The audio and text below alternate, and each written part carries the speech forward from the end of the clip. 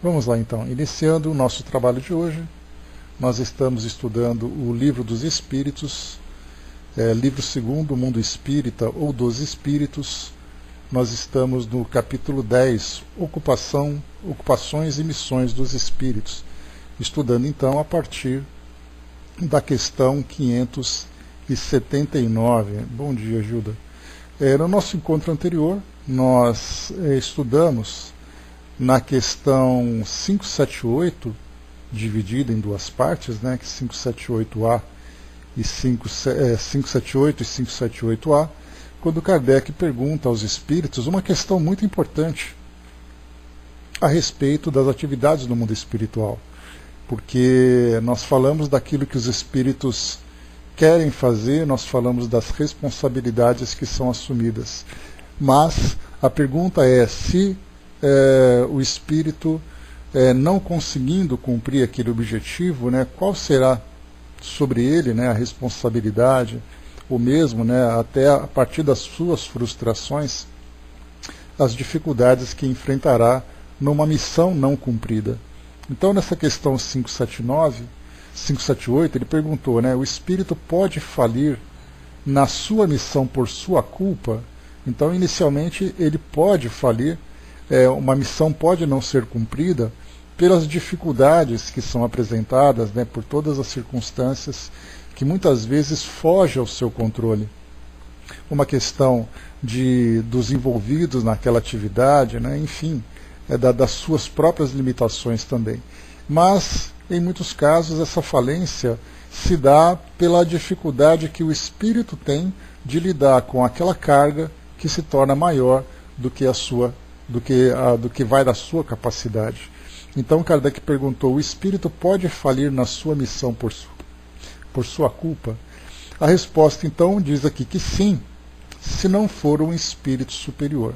E aí então, como nós já conversamos, né, no nosso encontro anterior, quando nós falamos sobre missões e ocupações dos espíritos, a palavra missão ela tem um peso muito grande sobre nós. Nós imaginamos sempre que um espírito missionário acaba sendo aquela grande referência que existe no nosso mundo, que tem ali responsabilidades, compromissos e realiza atividades de grande interesse para toda a humanidade, né? Então a nossa visão de missão acaba sendo algo muito além da nossa capacidade. Mas aí então, quando a gente vai reduzindo um pouco o valor dessa missão, não significa que ela não tenha valor, mas comparado com o trabalho desses grandes missionários, nós vamos então reduzindo as nossas missões para algo mais local, para algo mais pessoal. Então todos nós, de alguma forma, temos as nossas missões. Então sejam missões individuais, a nossa missão, por exemplo, o nosso compromisso reencarnatório é a nossa evolução. E para isso nós vamos então investir nas diversas atividades, nas diversas transformações que dizem respeito ao nosso crescimento. Então, por exemplo, nós reencarnamos com o compromisso de compreender um pouco mais sobre as questões do espírito, aprender um pouco mais sobre as lições do Evangelho, desenvolver trabalhos, por exemplo, envolvidos em atividades numa casa espírita. Tudo isso diz respeito à nossa missão pessoal. Porque todo espírito reencarna com o objetivo de crescer e fazer crescer, e ajudar no crescimento de alguém, de algum grupo, de alguma instituição, não importa qual seja, mas é o compromisso pessoal que ele tem. Então essa é a nossa missão. Então quando nós olhamos espíritos como Madre Teresa, como o Papa Francisco, por exemplo, que ele é um missionário voltado para a instituição, para a Igreja Católica, mas ele é um missionário, ninguém assume uma posição de comando de uma instituição de proporções planetárias como aventureiro. Ele vem com esse compromisso e certamente também vem com esse suporte. Um compromisso de assumir uma nação, de qualquer dessas atividades que nós vemos, né?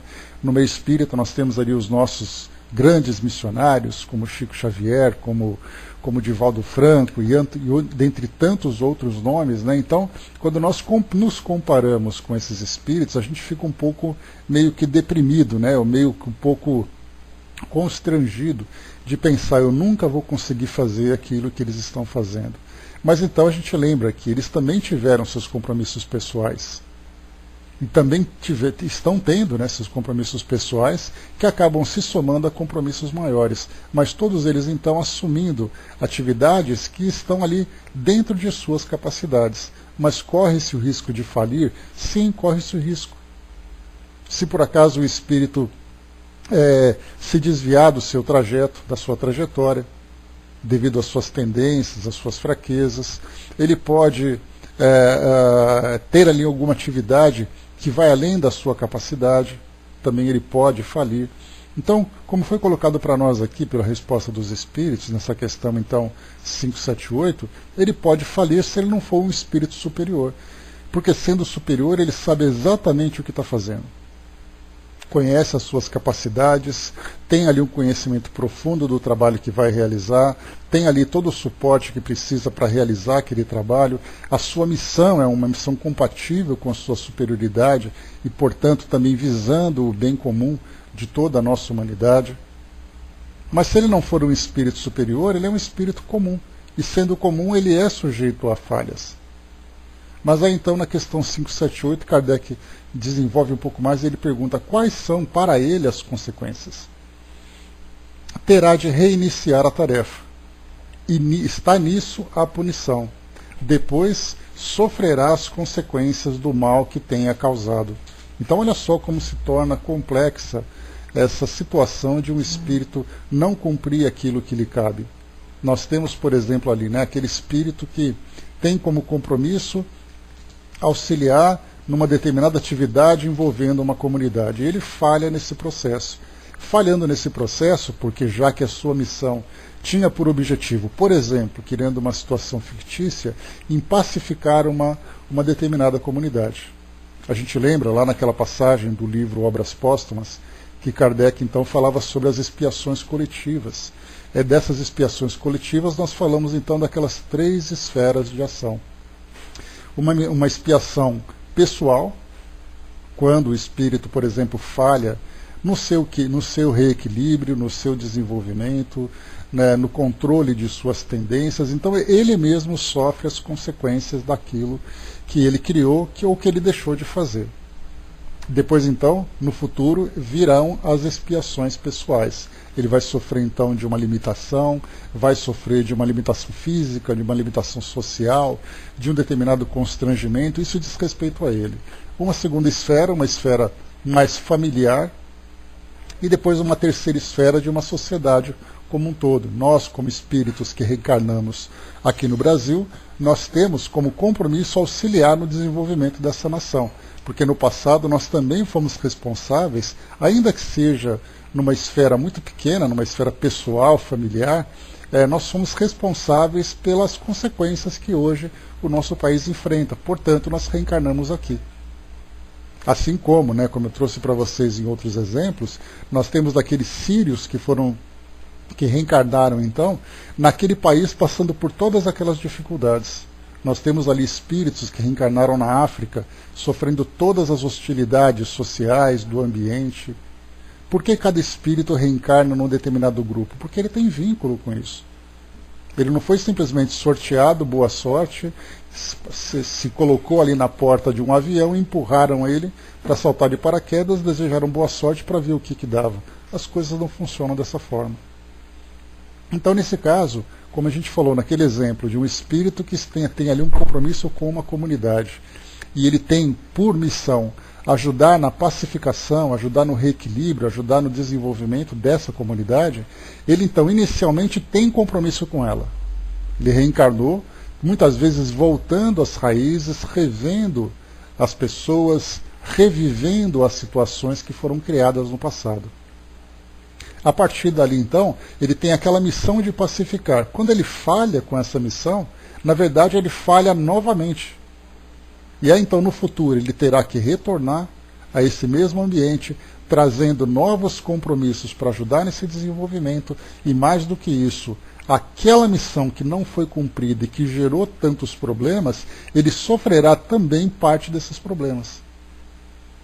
Então nós vemos assim como é complicado um espírito, principalmente nessa faixa de provas e expiações em que nós nos encontramos, Porque quando se fala em provas e expiações, as missões estão sempre relacionadas com essas provas e expiações. Ao mesmo tempo que o indivíduo, dentro desse exemplo que eu trouxe, esse indivíduo tem o compromisso de ajudar aquela comunidade a se desenvolver, ele também foi responsável pelo desequilíbrio dela. A menos que ele seja um espírito superior que venha como uma missão ajudar sem nenhum tipo de compromisso. E aí nós lembramos então, claro, com toda a facilidade do próprio Cristo. Jesus que veio aqui no mundo ajudar no nosso crescimento sem nenhum compromisso expiatório ou provatório com a nossa sociedade. Veio simplesmente motivado pelo amor. Então o espírito comum sempre tem missão, expiação e prova, tudo misturado. Alguns se sobressaem, muitas vezes ele tem mais uma expiação do que uma missão. A sua missão é um problema muito maior, mas para ajudar a resolver, a passar por essa expiação, vem então embutido nisso uma missão, um trabalho que ele precisa realizar. Nós vemos em famílias também. Nós vamos estudar aqui no Livro dos Espíritos dizendo que a paternidade e a maternidade são missões. A missão do indivíduo se desenvolver e a missão de ajudar os filhos a se desenvolverem. Quando ele fala, então, nessa missão de paternidade, numa futura reencarnação, ele vai então reencontrar com aqueles espíritos que foram então os filhos, com quem ele falhou, que sofreram desvios e tudo mais, para poder recomeçar esse trabalho de reconstrução. Eis aí então a grande dificuldade. Nós vemos nessa resposta que os espíritos deram a Kardec, um tom que aparentemente parece até um pouco ameaçador. Quando ele diz, ele terá que reiniciar a tarefa, está nisso a punição, depois sofrerá as consequências do mal que tenha causado. Parece um pouco duro, mas não deixa de ser uma realidade. É a lei de causa e efeito. Aquilo que o indivíduo faz de equivocado, ele terá que consertar. E isso será para ele a punição, porque todos nós desejamos alcançar a felicidade. E a felicidade para nós é viver aquele paraíso. É aquele paraíso onde não tem problemas, onde não tem conflitos, onde todo mundo é feliz, ninguém passa necessidade, todo mundo vive os prazeres da vida, todo mundo realiza seus sonhos. Não é esse o desejo de todo mundo? Só que ao contrário disso, ele vai ter que encarar de novo tudo aquilo que no passado ele viveu e que trouxe para ele tantas dificuldades. Miramês, vamos lá então fazer aquela leitura sempre, para pegarmos aqui a primeira questão, para nos ajudar no nosso melhor entendimento.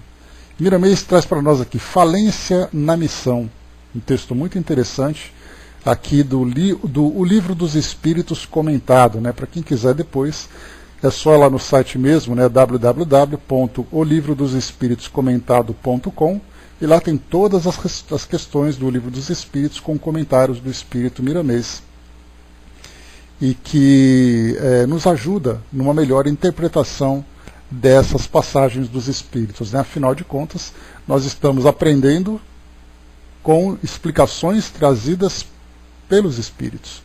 Então, obviamente, Miramês, junto com outros espíritos, elaboraram esse livro para nos ajudar. E o muito interessante, esse mesmo que eu passei, O Livro dos Espíritos comentado.com. É só colocar lá no Google que rapidinho aparece para vocês. E aí, então, cada questão do Livro dos Espíritos tem aí comentários para ajudar na interpretação. Mas diz para nós assim, então, Miramês, nessa questão. Falir na missão é uma expressão que nos parece um pouco dura, mas para expressar a linguagem que usamos, o termo é aceito nas linhas da justiça. O missionário pode minguar sua tarefa e prejudicar aos que se encontram em seu caminho, vendo e absorvendo suas lições pelos canais do exemplo. Os espíritos superiores, aqueles que preparam e avalizam a reencarnação do missionário, são conscientes de que o reencarnante pode falhar nos seus labores junto dos homens, medindo e sabendo o tamanho da sua evolução espiritual, mas isso faz parte do seu aprendizado. A Terra é uma universidade onde o espírito recolhe suas experiências e acumula valores no coração da vida. É preciso que se saiba que ninguém falha na sua missão totalmente.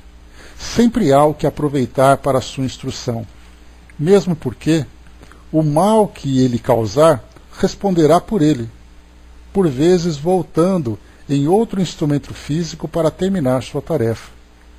O espírito não retrocede. Ele, cada vez mais, cresce em todos os rumos da verdade. Aí, lembrando, né, um ditado popular que diz que até mesmo quando a gente tropeça e cai, a gente tropeça e cai para frente.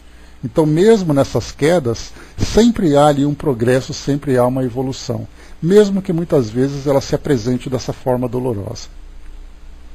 Diz ainda para nós aqui: não existe no livro da vida perdição eterna, como assinalam muitos escritores, posicionando-se como doutores da lei.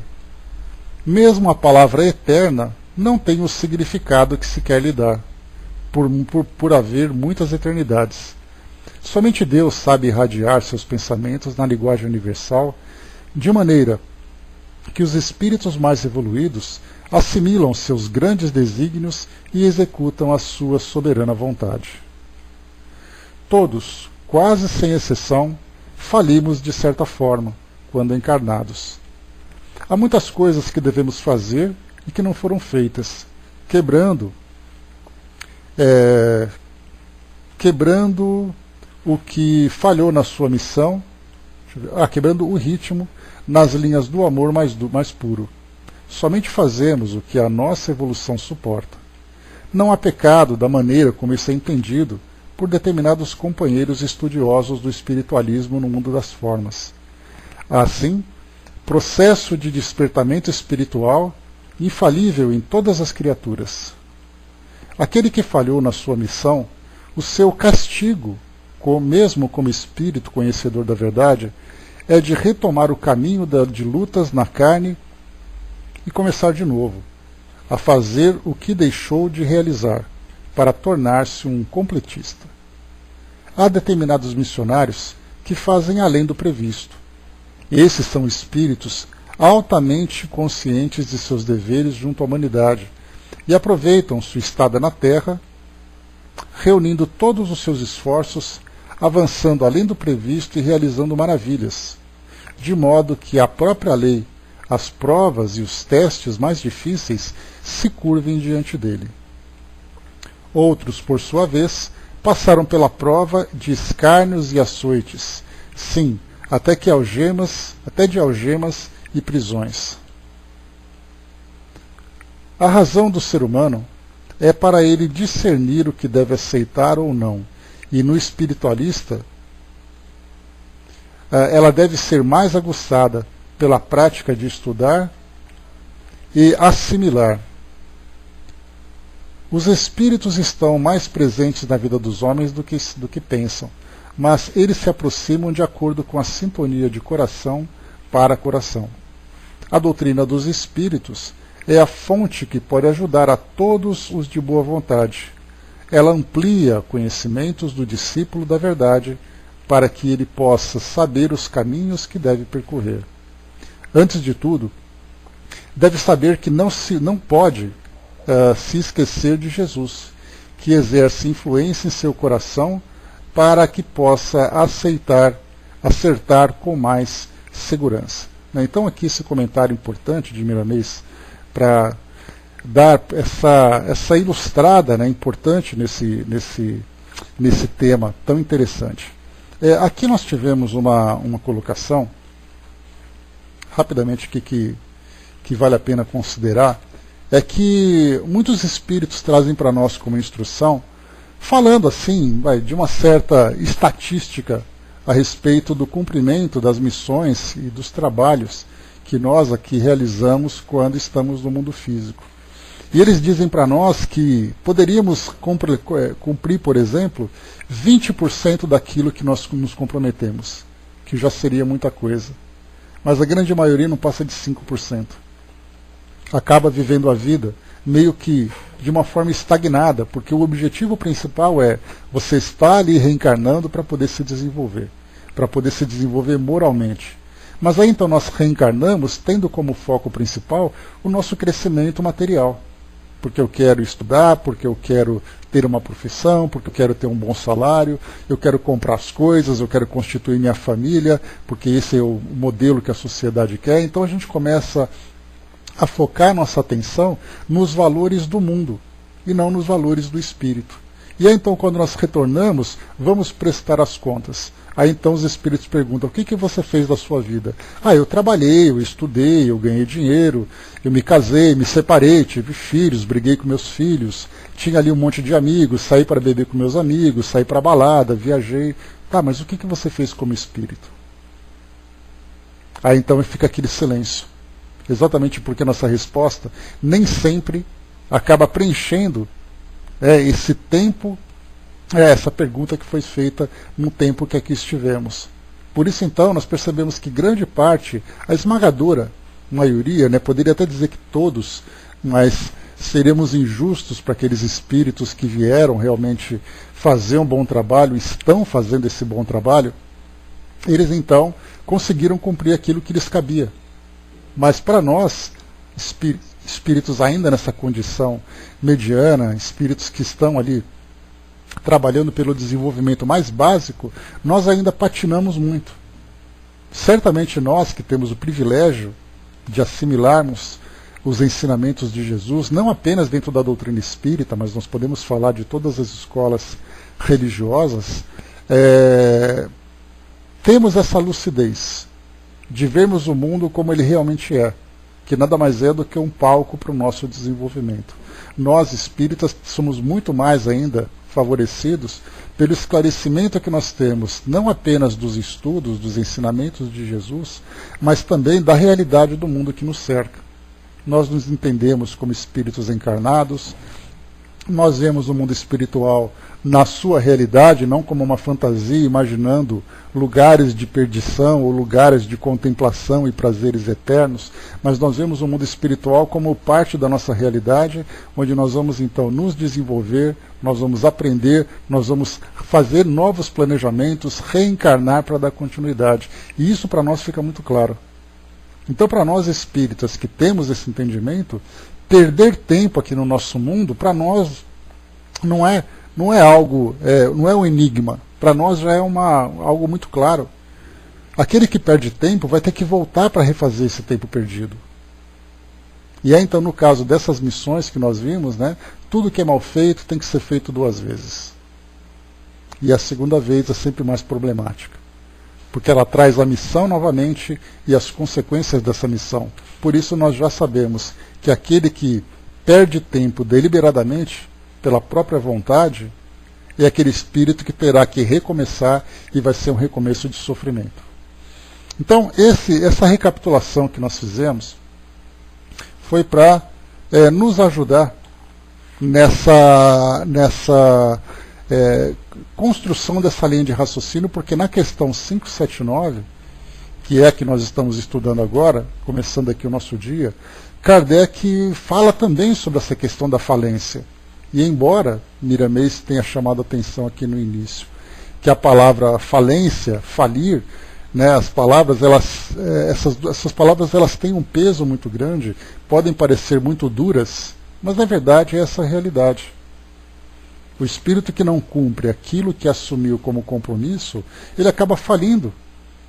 E essa falência vai fazer com que comece então esse trabalho de reconstrução. Na questão 579, então, Kardec pergunta: pois que o espírito recebe a sua missão de Deus, como Deus pode confiar uma missão importante e de interesse geral a um espírito que poderia falir? Aqui nesse caso, um pouco mais acima, Kardec já focava um pouco mais a questão da missão, não por uma questão pessoal, mas falava de fato em algo que dizia respeito à comunidade, a um trabalho feito para o desenvolvimento do nosso planeta. Que aqui no caso, na questão 575, ele muda um pouco o foco daquelas missões e ocupações de interesse pessoal para algo mais coletivo. Ele diz assim na questão 575: as ocupações comuns nos parecem antes deveres que missões propriamente ditas. A missão, segundo a ideia ligada a essa palavra, tem um sentido de importância menos exclusivo e, sobretudo, menos pessoal. Desse ponto de vista, como se pode reconhecer que um homem tem uma missão real na Terra? Então é aqui que ele começa então a fazer essa pergunta, tendo essa visão sobre a missão real aqui para o nosso planeta, aquela que ajuda realmente na transformação, e essa questão 578 tratava exatamente dessa missão. Embora eu tenha feito para vocês aquela recapitulação falando sobre as missões pessoais, as dificuldades pessoais, nós falamos agora aquele espírito que assume um compromisso e falha.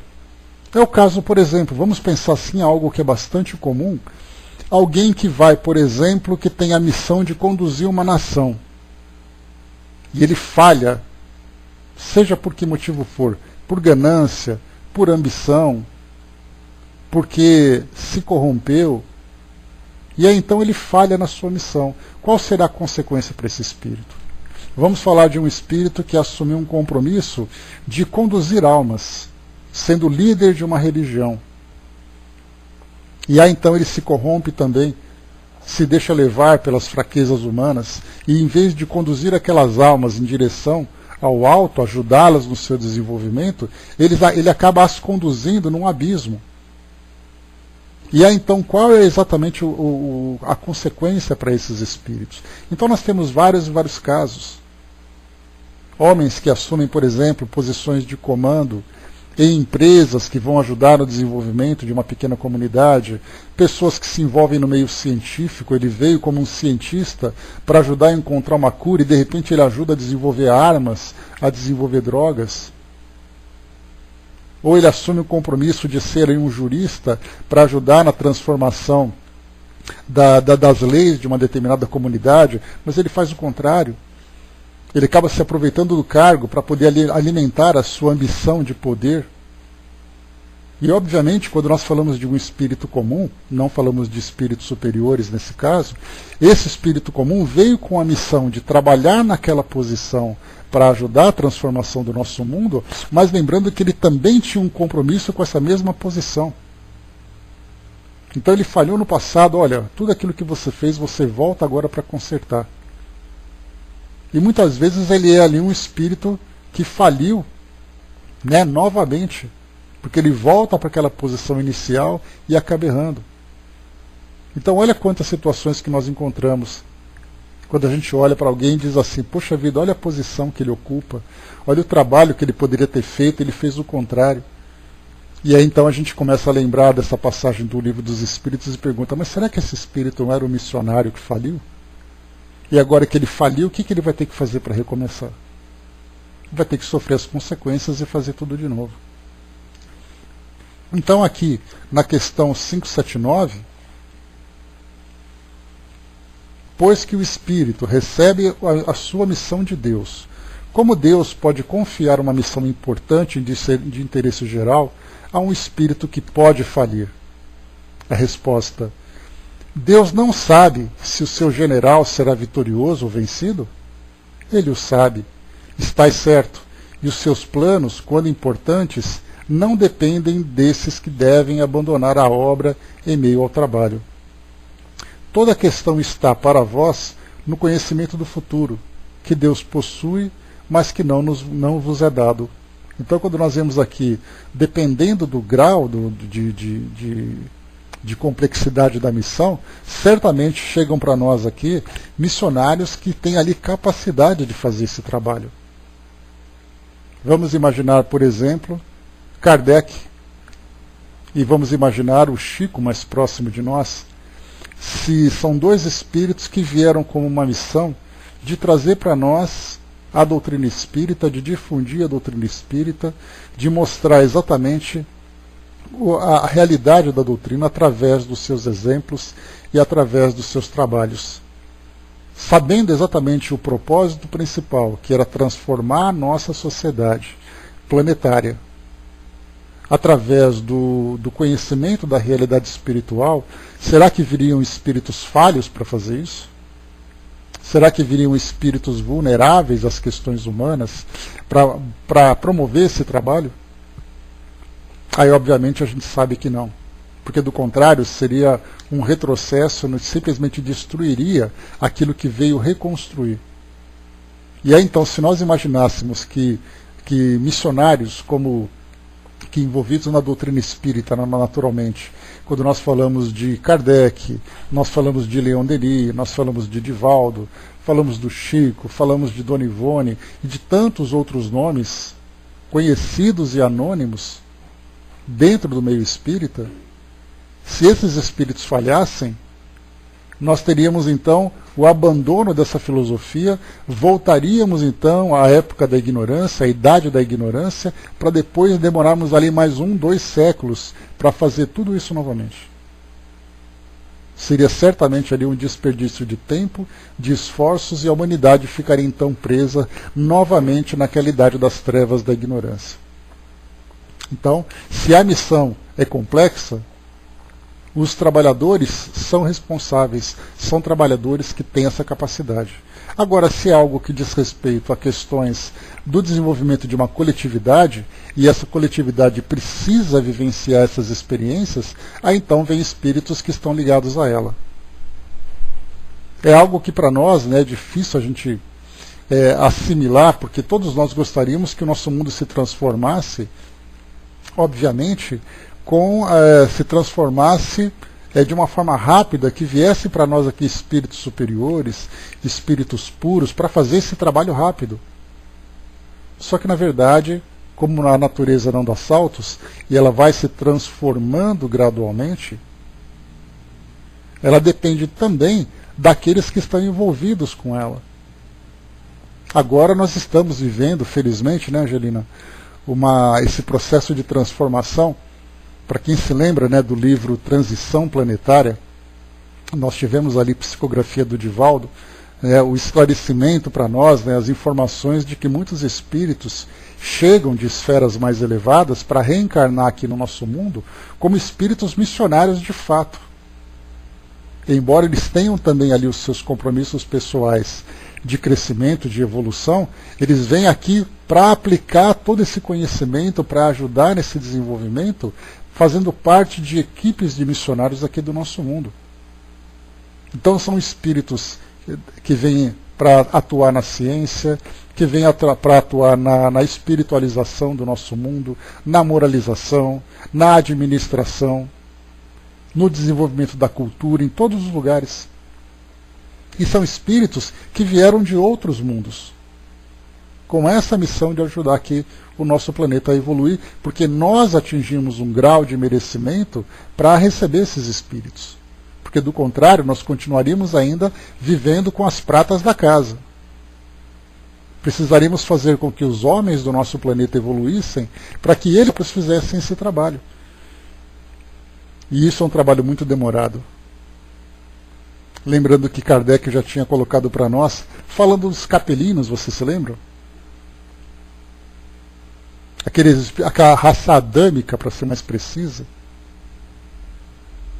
Falando daqueles espíritos que vieram do passado, porque se dependêssemos somente de nós, seria um atraso muito grande. É como se nós esperássemos, dentro de uma escola, que todos os alunos se formassem para se tornarem professores. E é muito mais fácil nós trazermos professores contratados, trazendo ali currículos e competências, para fazer com que aqueles alunos aprendam com mais eficiência. Porque se dependessem da própria escola, sim, evoluiriam, os alunos alcançariam ali o mérito de serem professores, de serem diretores, mas demoraria muito tempo. E nós precisamos evoluir, né, com um tempo menor, porque já perdemos muito daquilo que nós tínhamos. Bom dia, professor. E continua aqui para nós, vamos lá. 580. O espírito que se encarna para cumprir uma missão tem as mesmas apreensões daquele que o faz como prova? Lembrando, né, que quando se fala aquele espírito puramente missionário, é um espírito superior. Mas para muitos de nós, espíritos ainda nessa condição comum, as missões chegam para nós como parte de um aprendizado e um teste de caráter também. Ou seja, uma prova. Agora, no caso de um espírito que encarna para cumprir uma missão, ele fica naquela expectativa, será que eu vou conseguir? Será que vai dar certo? E se eu falhar, o que vai acontecer? Nós vemos muito disso, né, nas obras de André Luiz, quando nós encontramos, né, aqueles espíritos que são trabalhadores nessa faixa mediana em que nós nos encontramos, e são aqueles espíritos superiores, que são os coordenadores de trabalhos, né, que nós vemos ali nas tantas equipes que André Luiz participou. Então são aqueles espíritos que chegam com absoluta confiança, não apenas confiança na sua própria competência, como também na confiança do suporte que vão ter, sabendo que tudo vai dar certo. Agora, um espírito que ainda é vacilante é porque ele mesmo traz essas fragilidades no seu caráter, na sua personalidade. Então ele assume aquele compromisso dizendo, agora que você desequilibrou, é hora de você fazer com que se reequilibre. E ele pergunta, mas será que eu vou conseguir? E aí então os espíritos motivam, dizendo, sim, confie que vai dar certo. Mas e se eu falhar? Você não vai falhar, vai firme. E aí pode acontecer dele ou cumprir bem a missão, se ele realmente se dedicar a cumprir aquilo que lhe cabe, ele pode cumprir aquela missão parcialmente, ou ele pode falir. Essa falência, como nós já vimos, pode ser por situações fora do seu controle, não depende dele, mas ele realmente não conseguiu lidar com aquilo. Ou pode ser por fraqueza própria, quando ele então se desvia do caminho que deveria ter percorrido. Então, nesse caso, os espíritos que são missionários, eles vêm com essa insegurança, com essa apreensão? A resposta dos espíritos, não, porque ele tem experiência. Então, se ele é um espírito superior, ele já traz muito mais do que o compromisso de cumprir aquela missão, toda a capacidade, toda a segurança e confiança naquilo que ele vai realizar. Depois aqui na questão 581, vamos em frente. Os homens, que são os faróis do gênero humano, que o esclarecem pelo seu gênio, têm certamente uma missão. Mas no seu número há os que se enganam e que, ao lado de grandes verdades, difundem grandes erros. Como devemos considerar sua missão? Então nós lembramos, né, que os homens que são, aqueles homens que são os faróis do gênero humano, que o esclarecem pelo seu gênio, têm certamente uma missão. Então nós falamos aqui de personalidades do mundo, e obviamente quando se fala aqui nos homens, nós englobamos homens, mulheres, todos eles que se destacam na nossa sociedade, no campo da ciência, no campo da arte, da filosofia, no campo da administração. São homens que se tornam realmente referências para a humanidade, em todas as áreas.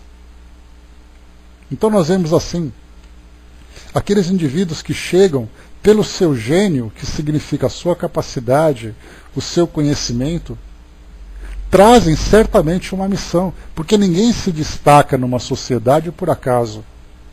Ele pode achar que eventualmente ele foi muito bem sucedido naquilo que ele fez, ele foi ali, ele teve sorte na vida para alcançar aquela posição. Mas quando nós, que estudamos a doutrina espírita e conseguimos fazer uma radiografia do mundo e dessas personalidades, nós entendemos que são espíritos que estão vivendo um ciclo evolutivo e nesse ciclo tem ali missões que devem cumprir. Então, como eu falei para vocês, né, uma referência que nós temos no nosso mundo hoje, Papa Francisco. Mais uma vez eu falo pela proporção da instituição que ele comanda. Temos mais de 1 bilhão de católicos no mundo todo, espalhados por todos os continentes. E aí então nos pergunta, esse homem é uma referência para a humanidade? Principalmente a humanidade cristã, que o respeita? Então nós olhamos, esse homem é um missionário? Sim, é um missionário. Ele tem compromisso em transformar o nosso mundo, sem dúvida nenhuma. Ou foi por acaso que nasceu aquela criança lá na Argentina, e aí então ele se encaminhou para o sacerdócio, depois ele foi se desenvolvendo dentro, né, da vida religiosa, depois ele foi para a Itália e virou Papa. Nossa, que sorte que ele teve. Não foi sorte. Então são ali luminares que se encontram espalhados em todos os campos da nossa sociedade. Mais uma vez nós falamos do meio artístico, nós falamos do meio científico. Não, eu só coloquei o Papa, Angelina, por causa da extensão do trabalho que ele realiza. Mas no meio espírita não tenhamos dúvida nenhuma. Temos todos aqueles tantos nomes que nós encontramos, né, para realizar essa grande missão. Entre nós temos aí modelos vivos, né, e próximos a nós ainda, que mostram, embora, claro, eles vão assumir com toda a humildade que não são que não trabalham com tão grandes proporções como nós imaginamos, mas certamente são, pelo trabalho, né, por tudo aquilo que eles alcançaram e conquistaram. E não é uma conquista pessoal, é uma conquista em nome da filosofia. A divulgação, o exemplo que demonstraram, as conquistas de corações e almas, né, que acabaram sendo reunidas em torno dessa ideia. Mas muito bem. Mas no seu número, como diz para nós aqui a questão, há os que se enganam e que, ao lado de grandes verdades, difundem grandes erros. Como devemos considerar a sua missão? Então vamos lembrar que no livro de Humberto de Campos, Irmão X, ele fala sobre Napoleão Bonaparte, que, segundo os relatos, veio com a missão de modificar o sistema que havia na Europa no século XVIII. Foi ele para 1700 e alguma coisa, 1800 e... final do século XVIII, começo do século XIX. Então teve a Revolução Francesa, ali em 1789, aí houve toda aquela transformação, 1804 ele assume. E aí então o grande trabalho que ele deveria fazer era acabar com as monarquias absolutistas que havia na Europa e trazer ali um novo sistema de governo para que houvesse justiça social, igualdade, exatamente ali, né, o lema da Revolução Francesa, igualdade, liberdade e fraternidade. Bom dia, Regina. Só que aí então Napoleão conseguiu mudar algumas coisas, mas aí ao mesmo tempo ele quis transformar a Europa numa grande França. E aí então começou a invadir outras nações. Começou então a trazer ali dor, sofrimento, guerra. E aí então afirmam os espíritos que ele veio com a missão de transformar a Europa, trazendo essa nova consciência sobre as nações. Só que ao invés dele fazer apenas isso, a ambição foi um pouco maior. Foi só um pouco maior, a ponto de milhares de pessoas morrerem por causa das guerras que ele causava. Então nós encontramos no nosso mundo muitos outros missionários. O indivíduo que trouxe um conhecimento científico profundo para ajudar no desenvolvimento do nosso mundo e de repente cria uma bomba atômica. Faz parte ali do projeto Manhattan, lá nos Estados Unidos, começa então a criar esse dispositivo e pronto. Quase entramos numa guerra nuclear. E aí então nós encontramos várias e várias outras situações, como eu falei para vocês, dentro das filosofias religiosas, dentro da filosofia como um todo. Como nós podemos então compreender essa missão desse espírito que falhou? O Hermes colocou, né, algumas vezes o erro de hoje foi verdade para ontem, né, por necessidade da compreensão. Então, cada um vai difundindo, né, e fazendo a interpretação que lhe cabe. Né?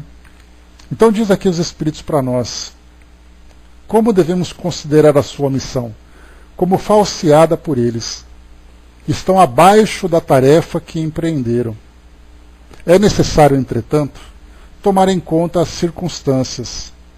Os homens de gênio devem falar segundo o tempo E o ensino que parece errôneo ou pueril para uma época avançada poderia ser suficiente para seu século.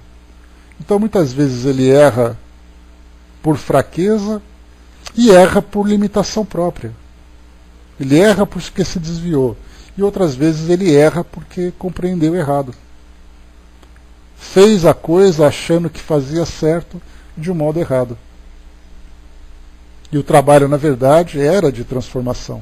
E o que nós vemos principalmente no campo espiritualista é que muitas vezes reencarna um indivíduo com essa ideia de realizar uma missão, mas infelizmente ele acaba ainda trazendo conceitos antigos, que no passado para ele, né, é como se nós viéssemos aqui hoje, bom, nós somos missionários espíritas, e aí então nós entramos no meio espírita e começamos a difundir ideias de outras filosofias que no passado para nós foram importantes. Nós cedemos aquelas ideias antigas e nós não nos reformamos, embora tivéssemos conhecimento para determinada missão. Então, na verdade, essas grandes transformações que nós proporcionamos ao mundo começam inicialmente dentro de nós. E nem todo espírito consegue transformar-se de uma hora para outra, ele demora muito tempo. Então ele volta com toda a motivação, volta com toda a convicção, mas trazendo ainda conceitos atrasados, que para a sua época eram conceitos bons, eram conceitos válidos, mas do presente não. Diz aqui ainda 582. Agora já trazendo aqui, Kardec muda um pouco o foco, porque até então ele, a partir da questão 575, ele começou a falar sobre questões de proporções coletivas, né? Missões coletivas, missões relativas à humanidade, relativa aqui ao nosso planeta. Agora na 582 ele volta agora para uma questão mais pessoal. Ele pergunta: pode-se considerar a paternidade como uma missão? É, em contrapartida, uma missão. E, ao mesmo tempo, um dever muito grande, que implica, mais do que o homem pensa, sua responsabilidade para o futuro. Deus põe a criança sob a tutela dos pais para que estes a dirijam no caminho do bem. E lhes facilitou a tarefa dando à criança uma organização débil e delicada, que a torna acessível a todas as impressões. Mas há os que mais se ocupam de endireitar as árvores do pomar e de fazê-las carregar de bons frutos, do que de endireitar o caráter do filho. Se este sucumbir por sua culpa, terão de sofrer a pena. E os sofrimentos da criança na vida futura recairão sobre eles, porque não fizeram o que lhes competia para o seu adiantamento nas vias do bem. E aí então nós começamos, né, que nesse caso, quando se fala em paternidade, e já lembrando também que Joana de Ângeles comenta que a família é um núcleo formado por espíritos necessitados de reajuste. Então eles voltam trazendo do passado todas as dificuldades, todas as limitações, todos os conflitos para se reunirem numa encarnação e recomeçarem aquela convivência, aquela vivência para que todos se desenvolvam e aquele passado delituoso seja resgatado. Por isso, nesse caso, nós vemos então que se a família é esse agrupamento de espíritos ainda imperfeitos e necessitados de reajuste, a missão da maternidade e da paternidade são missões muito ligadas ao passado delituoso. Então, missões e expiações, nesse caso, e provações, elas estão muito misturadas, muito conectadas entre si.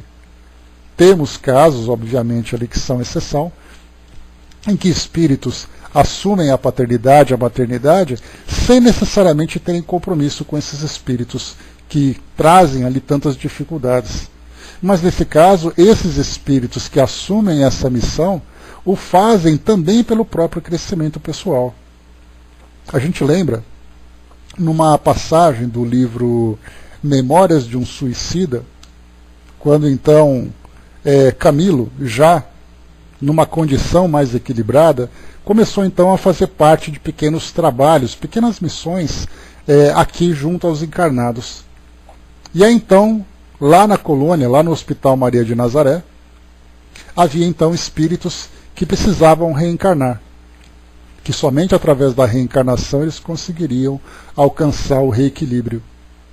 E aí então precisavam, esses missionários, encontrar aqui no mundo físico famílias, casais dispostos a acolher esses espíritos, porque eles viriam para cá na condição de ex-suicidas, portanto trazendo sequelas importantes, sequelas intelectuais, sequelas físicas, por aquilo que fizeram, destruindo-se em encarnação anterior. Então eles viriam para cá sendo portadores de deficiências severas. E precisariam então de familiares, de famílias abnegadas para acolhê-los, porque só com muito amor é capaz. Eles são capazes então de assumir essa paternidade, essa missão, esse compromisso. E aí então eles começaram a visitar. Vieram de Portugal, lembrando que a história se desenvolve numa comunidade espiritual ali no alto, ali em Portugal, naquela região, e eles viriam então aqui para o Brasil encontrar alguns casais, namorados que teriam uma encarnação precoce, uma família aqui, outra família ali, e aí então nem sempre eles encontravam. Então a ideia é, vamos procurar aqueles espíritos que trazem de alguma forma necessidade de desenvolvimento, necessidades de evolução, superação, de fortalecimento de caráter, desenvolvimento de virtudes e tudo mais.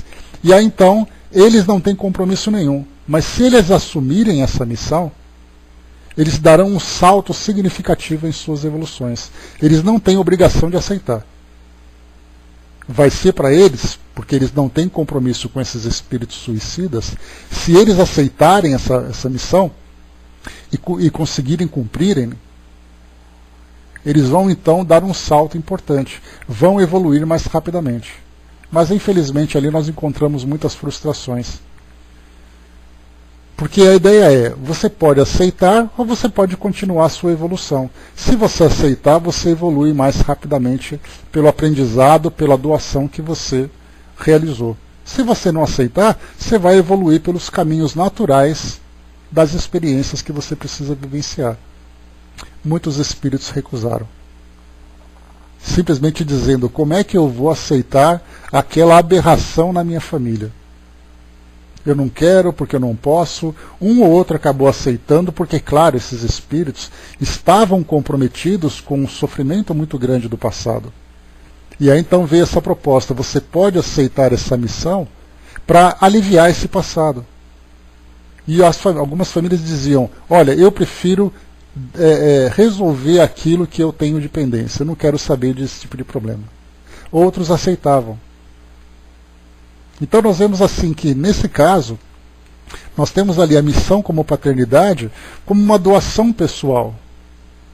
Mas nesse caso é uma doação que vai trazer para eles resultados consequentes do sacrifício, do amor que foi devotado, de tudo aquilo que foi oferecido para auxiliar aquele espírito. Então, como lembra Emmanuel, fora da caridade não há salvação.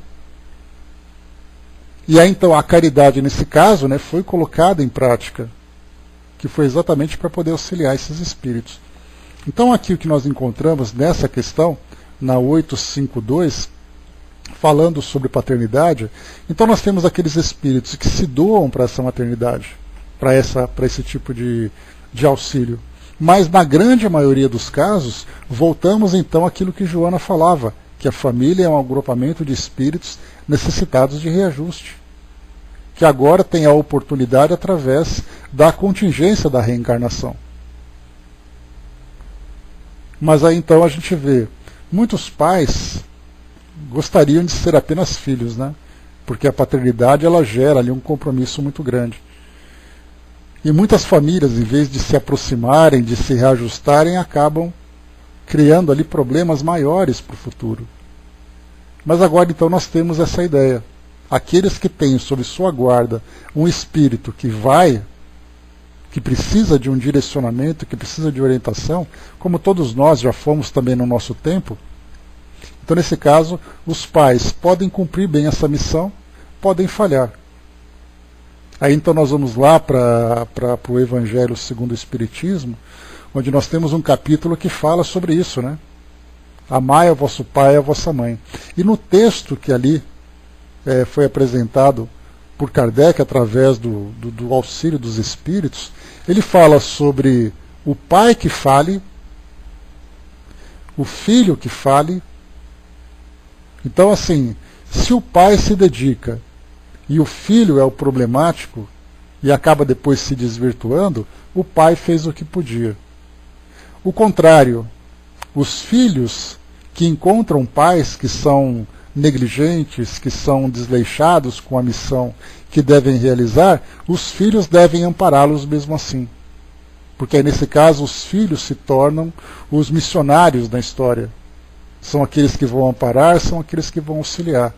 Então, na família, nós temos ali uma relação bastante interessante, bastante complexa, que todo mundo conhece. Cada um conhece sua família, cada um sabe exatamente como as coisas acontecem, sabem ali as dificuldades, sabem as histórias de suas famílias, das famílias alheias, de pessoas próximas. Então nós vemos ali que ninguém se dá conta desse processo. Que aqueles pais têm esse compromisso de ajudar no desenvolvimento dos filhos, mas os nossos filhos são espíritos. E sendo espíritos, são espíritos então que vão se desenvolver biologicamente e psicologicamente aqui no mundo físico e vão assumir então o controle de suas vidas. E aí então, tornando-se independentes e começando a exercer o seu livre-arbítrio, isso não lhes dá o direito de agirem contra os seus pais. Então nós vemos ali uma relação que, a princípio, é ascendente, vem ali dos filhos para os pais, naquela dependência, depois vem de descendente, dos pais influenciando os filhos. E isso se torna uma missão. Aquele que cumpre bem, sucesso. Aquele que não cumpre, terá que fazer de novo. Temos aqui mais uma questão. 583, ainda sobre esse mesmo tema da paternidade. Se uma criança se transviar, apesar dos cuidados dos pais, estes são responsáveis? Não, mas quanto mais as disposições da criança são más, mais a tarefa é pesada e maior será seu mérito se conseguirem desviá-la do mau caminho. Vamos para a questão 583A.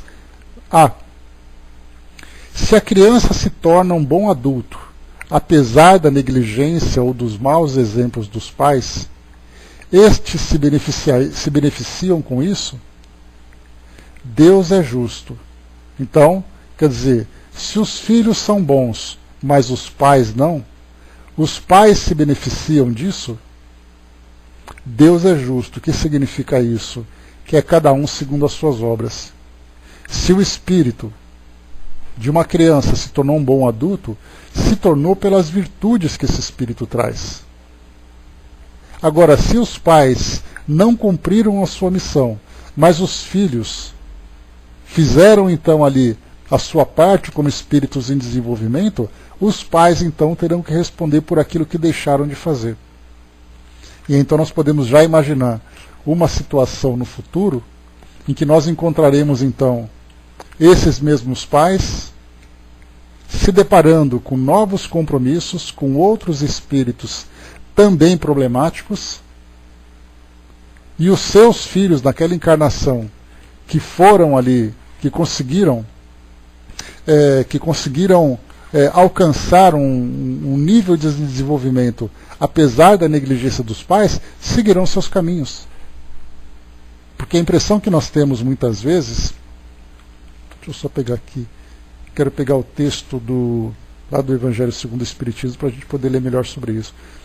Porque existe aquela ideia de que pais e filhos, maridos e esposas, deverão seguir juntos por toda a eternidade. Que eles não podem se desviar porque eles estão comprometidos, e na verdade não é assim. Os espíritos vão se aproximando e vão se distanciando conforme as circunstâncias vão surgindo. O certo é que todo espírito vai então construindo uma família cada vez maior, que é a família universal. Mas cada espírito tem ali a sua própria história, cada espírito tem a sua própria necessidade. E aí então, nesse trabalho que estão realizando, cada um então vai assumir as consequências das escolhas que fez. Nós temos aqui então, primeiro, piedade filial no Evangelho segundo o Espiritismo, para a gente poder entender melhor, aqui no capítulo 14, honra a teu pai e a tua mãe. Vamos dar uma lidinha rápida, só para a gente poder ilustrar um pouco melhor, porque aqui nós temos duas questões que são desenvolvidas em maior profundidade aqui no nosso Evangelho segundo o Espiritismo. Deixa eu ver aqui só o tamanho dela, para a gente poder facilitar aqui a organização do nosso tempo. Vamos lá. Diz aqui para nós, deixa eu ver aqui, piedade filial. Então nós falamos aqui agora do filho, que deve ali assumir a responsabilidade de cuidar dos seus pais. O mandamento, honra teu pai e tua mãe, é uma consequência da lei geral da caridade e do amor ao próximo, porque não se pode amar ao próximo sem amar aos pais. Mas o imperativo honra implica um dever a mais para com eles, o da piedade filial.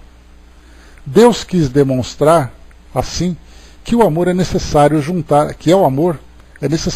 o respeito, a estima, a obediência e a condescendência, o que implica a obrigação de cumprir para com eles, de maneira mais honrosa, tudo que a caridade determina em relação ao próximo. Esse dever se estende naturalmente às pessoas que se encontram no lugar dos pais, e cujo mérito é tanto maior quanto o devotamento é para elas menos obrigatório. Deus pune sempre de maneira rigorosa toda violação desse mandamento. Então, essa falha na missão da paternidade talvez seja uma das mais dramáticas que um espírito pode vivenciar. Honrar ao pai e à mãe não é somente respeitá-los, mas também assisti-los nas suas necessidades, proporcionando-lhes o repouso na velhice. Cercá-los de solicitude como eles fizeram por nós na infância. É sobretudo para com os pais sem recursos que se demonstra a verdadeira piedade filial. Satisfariam a esse mandamento os que julgam fazer muito ao lhe darem o estritamente necessário para não morrerem de fome, enquanto eles mesmos nada se privam? Relegando aos piores cômodos da casa, apenas para não deixá-los na rua, e reservando para si mesmos os melhores aposentos, os mais confortáveis? É ainda bem quando tudo isso não é feito de má vontade, sendo os pais obrigados a pagar os que lhe resta da vida com a carga dos serviços domésticos. É então justo que os pais velhos e fracos tenham de servir a filhos fortes e jovens? A mãe lhes teria cobrado o leite quando ainda estavam no berço? Teriam por acaso contado as suas noites de vigília quando eles ficavam doentes e os seus passos para lhes proporcionar o que é necessário? Não, não é só o estritamente necessário que os filhos devem aos pais pobres, mas também, tanto quanto puderem, as pequenas alegrias do supérfluo, as amabilidades, os cuidados carinhosos, que são apenas os juros do que receberam, o pagamento de uma dívida sagrada. Essa somente é a piedade filial aceita por Deus. Infelizmente, portanto, aquele que se esquece da sua dívida para com os que sustentaram durante a vida, os que, com a vida material, lhe deram também a vida moral, que frequentemente se impuseram duras privações para lhe assegurar o bem-estar. Ai do ingrato, porque ele será punido pela ingratidão e o abandono. Será ferido nas suas mais caras afeições, às vezes desde a vida presente, mas de maneira certa noutra existência, em que terás de sofrer o que fez os outros sofrerem. Olha então aí né, a lei de causa e efeito. Certos pais, a verdade, é aqui que eu queria chegar com vocês, diz assim: certos pais, a verdade, descuidam dos seus deveres e não são para os filhos o que deveriam ser. Mas é a Deus que compete puni-los e não aos filhos. Não cabe a esses censurá-los, pois que talvez eles mesmos fizeram por merecê-los assim. Se a caridade estabelece como lei que devemos pagar o mal com o bem, ser indulgente para com as imperfeições alheias, não maldizer o próximo, esquecer e perdoar as ofensas, e amar até mesmo os inimigos, quanto essa obrigação se faz ainda maior em relação aos pais. Os filhos devem, por isso mesmo, tomar como regra de conduta para com os pais todos os preceitos de Jesus referentes ao próximo, e lembrar que todo procedimento condenável em relação aos estranhos, mais condenável se torna para com os pais. Devem lembrar que aquilo que no primeiro caso seria apenas uma falta, poderia tornar-se um crime no segundo, porque neste a falta de caridade se junta à ingratidão. O que mais que nós temos aqui? Tá bom, aqui agora vem aqui uma outra passagem também, mas que aqui já não é mais a parte direta daquilo que eu queria passar para vocês. E mais uma vez também aqui nós temos, nesse mesmo capítulo, falando sobre a piedade filial, nós temos aqui ingratidão dos filhos e os laços de família. Deixa eu pegar rapidinho aqui também. Diz aqui para nós. Deixa eu ver o tamanho do texto aqui. Ele é um pouquinho longo. Bom, mas no resumo, nós vimos aqui então, para não nos estendermos muito, que o tempo está aqui se esgotando, mas o que fala para nós aqui então, o que falam os espíritos sobre esse tema, primeiro na questão 583, que a criança se desvia apesar do cuidado dos pais, e depois a criança se torna um bom adulto apesar da negligência dos pais. Então nesses dois casos nós temos ali missões e responsabilidades que cada um vivencia dentro dessa mesma posição, né, dentro de uma mesma família, embora ocupando ali, na verdade, posições diferentes, né?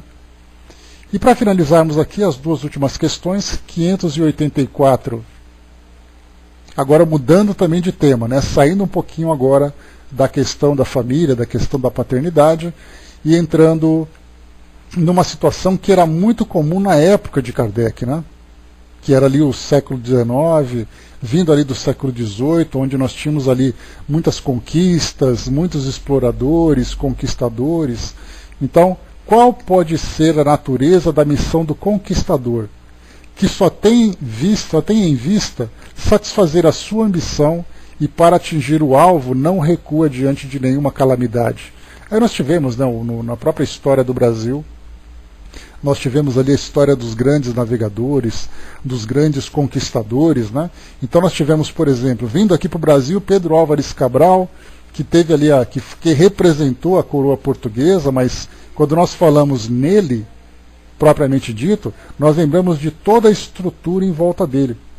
Desde ali da realeza, dos burgueses que faziam os investimentos, dos navegadores, dos comandantes dos navios, enfim. Aqui é a mesma coisa com Cristóvão Colombo vindo para a América. Na África, vários e vários outros conquistadores. Aqui, por exemplo, São Paulo, ele é marcado por esses conquistadores, né?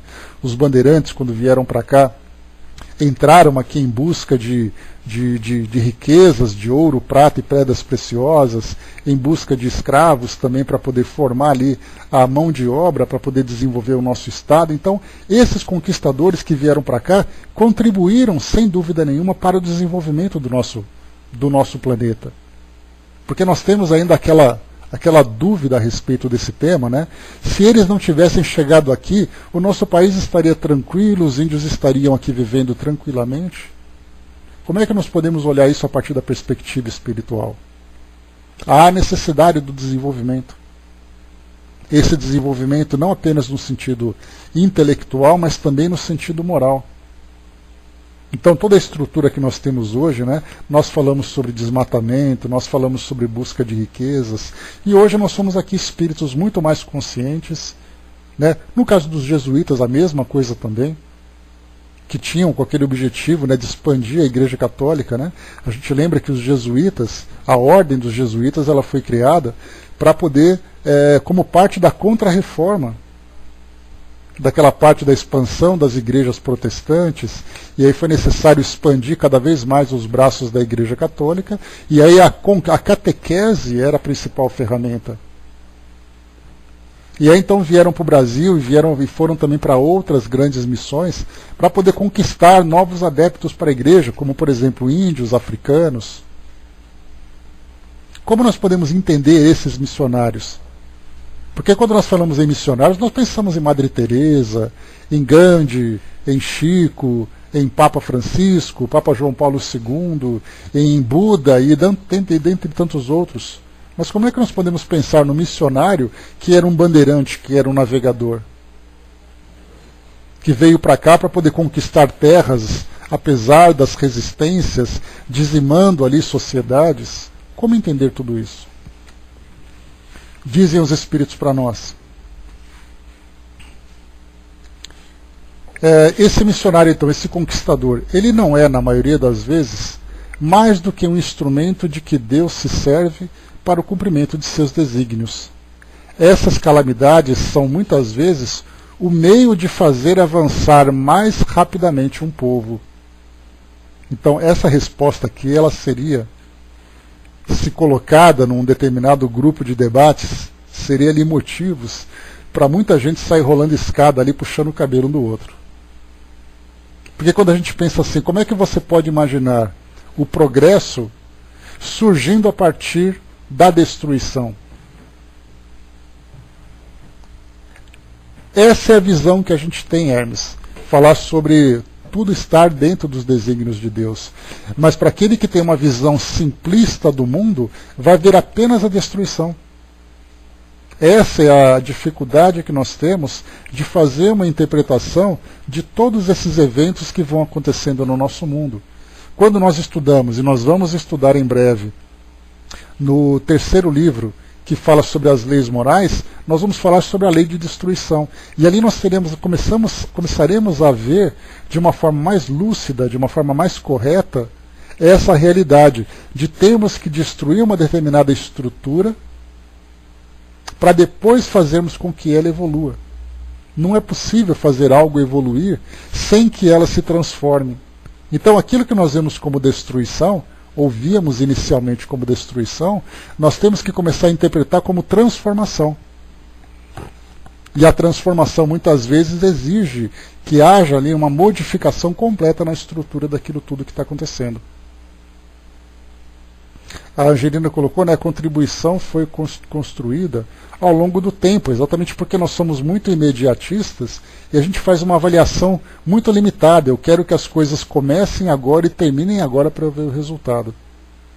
E agora nós estamos aqui 500 anos depois. Nesses 500 anos depois nós podemos avaliar tudo aquilo que a nossa sociedade, aqui no nosso país, só analisando o nosso Brasil, né? Porque não temos capacidade de avaliar tudo aquilo que acontece no nosso mundo. Mas só analisando aqui a história do nosso país, dá para a gente perceber. Muita gente diria assim, não, eu preferia que isso não tivesse acontecido. Tá, aí você reencarnaria onde? Aí ele não pensa nisso, porque ele vai pensar assim, eu vou existir a partir de agora, ou eu não existiria. Independente de achar que existiria ou não existiria, ele se veria. Né, ele vai reencarnar. E aí então nós lembramos que esse espírito que hoje reencarna é aquele que no passado era um espírito primitivo, era um espírito bruto, que precisou passar por essa forja das dificuldades de transformação de uma sociedade para se tornar nesse ser pensante que ele é hoje. Então quando ele faz uma avaliação que não precisava ter acontecido isso no passado, ele não se vê como um espírito naquele passado. Então essa é a grande dificuldade que nós temos de avaliar o nosso mundo. No livro Brasil, Coração do Mundo, Pátria do Evangelho mostra bastante isso, todo esse processo da perspectiva espiritual, desde o planejamento da formação do Brasil, das grandes descobertas, dos grandes nomes que vieram para cá, que muitas vezes provocaram essas calamidades, mas que hoje nós estamos aqui. É um país, uma nação em desenvolvimento, que tem ali promessas de grandes realizações para a mudança do nosso mundo. O Hermes colocou também aqui, deixa eu ver, não é que nem sempre compreendemos, né? Por não compreender, distorcemos os fatos, né? Mas é aquela coisa passional, né? Uma visão muito simplista que nós temos ainda. André colocou, né? Só lemos só essa parte, não entendemos e nos revoltamos, mas com o adiantamento progressivo da humanidade sobre vários aspectos, começamos a entender e aceitar. Tudo está conforme a vontade de Deus. O detalhe, né, Andréia, é que para podermos entender essa transformação, nós temos que ter uma base doutrinária muito bem construída. Começa, por exemplo, sobre a justiça de Deus, o amor como lei universal. Então, quando a gente fala assim que os portugueses, quando chegaram aqui, e outros estrangeiros destruíram os índios, destruíram a nossa mata e começaram a roubar, a fazer e acontecer. Então é uma visão muito simples de algo que traz uma complexidade extremamente profunda. E começa então justiça divina, amor, necessidade de evolução, espíritos que precisam de experiências para evoluir, desenvolvimento moral e intelectual, as motivações para cada indivíduo para que ele possa trabalhar nessas transformações. Se nós olharmos simplesmente por esse aspecto simplista do mundo material, aí então nós vamos nos revoltar. Se nós olharmos da perspectiva espiritual, as coisas se transformam completamente. Até mesmo a escravidão, que hoje nós julgamos como algo, como sendo uma das maiores tragédias da história da humanidade, e aí nós olhamos assim, mas vamos falar da lei de causa e efeito. Quem eram aqueles espíritos que estavam ali sofrendo as dores da escravidão? Vamos voltar no tempo. Imaginar esses espíritos, por exemplo, que aqui eram escravos no Brasil, na África, por exemplo, eram ditadores, eram guerreiros, eram espíritos que agrediam, que matavam, que violentavam. Aí muda tudo. Quando nós começamos não a olhar apenas os fatos, mas nós olhamos, por exemplo, a escravidão a partir da perspectiva da justiça divina que é perfeita e absoluta. Se aquele espírito sofre, é porque ele fez sofrer, lei de causa e efeito. E aí muda tudo. Pode ser revoltante numa visão simplista, mas em termos de compreensão da lei de causa e efeito, nós começamos a perceber que aquelas dores, muitas vezes, foram necessárias para poder transformar aqueles indivíduos. É a mesma coisa nós olharmos na Segunda Guerra, quando vimos, por exemplo, ali 6 milhões de judeus passando por todo aquele drama que a guerra proporcionou. A pergunta que a gente faz é, não é quem são aqueles judeus, mas é quem são aqueles espíritos. Por que eles estão vivendo aquilo? Isso nós não conseguimos compreender. A Marion lembrou lá em cima, né, que o livro Brasil, Coração do Mundo fala bem sobre a história do Brasil. A Andrea colocou, né, tudo que passamos hoje é resultado do que fizemos ontem e não lembramos. Né? E assim essa corrente infinita vai mostrando de tempo em tempo cada um dos seus gomos, né? Cada um dos seus elos. Deixa eu ver mais aqui. O Hermes lembrou aqui da passagem do Evangelho, no capítulo 5, né? Lembramos das causas das aflições atuais, né? As do passado. Lembrar ou não lembrar, isso é irrelevante. O fato é que elas estão aí acontecendo. Para finalizarmos, pessoal, 584A. Aquele que é instrumento dessas calamidades passageiras é alheio ao bem que delas pode resultar, pois só se propõe um alvo pessoal. Não obstante, aproveitará esse bem? Então, assim, o conquistador, Ele não vem assim, não, nós vamos lá para ajudar o desenvolvimento daquela comunidade, daquela sociedade, porque nós temos uma missão divina. Não, ele fala assim, eu vou lá porque eu quero riqueza. Só que o trabalho dele, na verdade, sendo um instrumento de Deus, é um trabalho de transformação. Mas ele aproveitará de alguma forma esse bem que ele realizou, ainda que não tivesse consciente dele? Cada um é recompensado segundo suas obras. O bem que desejou fazer e a orientação de suas intuições. Valeu, professor. Até mais. Comentário de Kardec. Os espíritos encarnados têm ocupações inerentes à sua existência corporal. No estado errante, ou de desmaterialização, suas ocupações são proporcionais ao seu grau de adiantamento. Uns percorrem os mundos, instruindo-se e preparando-se para uma nova encarnação. Outros, mais avançados, ocupam-se do progresso dirigindo os acontecimentos e sugerindo pensamentos favoráveis.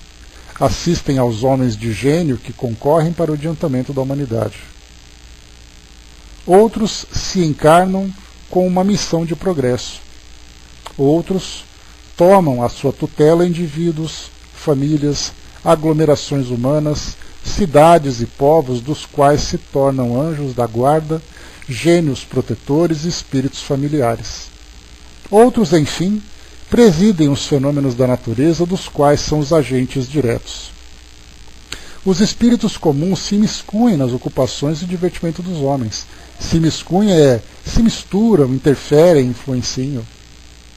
Os espíritos impuros ou imperfeitos esperam em sofrimentos e angústias o momento em que praza a Deus conceder-lhes os meios de se adiantarem. Se fazem o mal, é pelo despeito de ainda não poderem gozar o bem.